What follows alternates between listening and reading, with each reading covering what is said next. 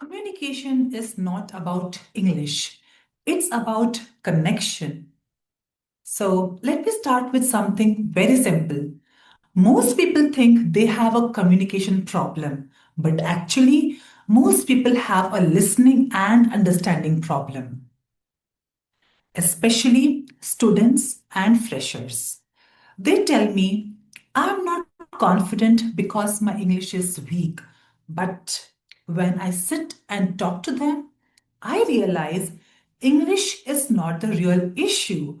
The real issue is they don't know how to respond when the conversation doesn't go as planned. Here's what I observe again and again. People come prepared with answers. They memorize introductions, they rehearse interview questions, they practice what they want to say. But real communication doesn't happen when you speak. It happens when the other person responds, and you have to react in that moment. And that's where most people freeze. Let's take a real example from an interview room. Imagine this. A fresher walks into an interview. The first question really goes well because it's like a generic question about tell me about yourself. The second question changes slightly. Tell me about a time you disagreed with someone. Now, suddenly the person struggles, not because they don't know English, but because they don't know how to think, structure, and respond on the spot. So, what is communication actually? Communication is a part of soft skills, and soft skills are not about talking more, they are about understanding better. Real communication involves listening without planning your reply, understanding what the other person is actually asking, responding with clarity and not panic. Most conversations fail because both people are busy preparing their next sentence. So let's take one more example from your college or from your office. You must have seen this in colleges or office meetings. Someone explains a task and everyone nods. And later, the task is done completely wrong. Why?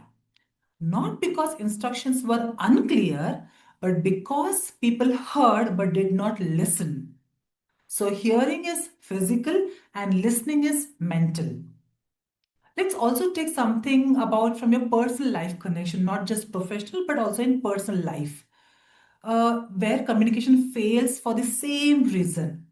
Arguments at home don't happen because people lack vocabulary.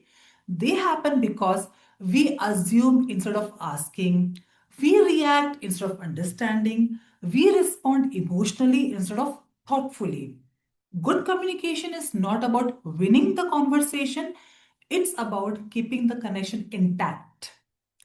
So, here, good communication builds trust and poor communication breaks it. So let me say this clearly now. Communication is not about speaking perfect English. It's about depth in your thoughts, clarity in your words, and awareness of the person in front of you. If you understand the person well, your words automatically becomes better.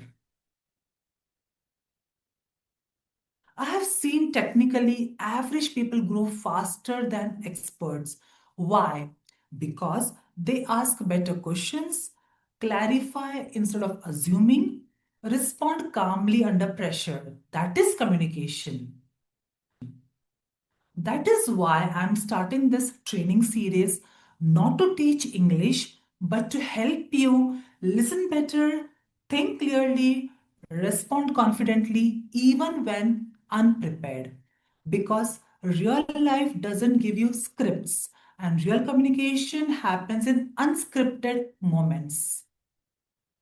Thank you.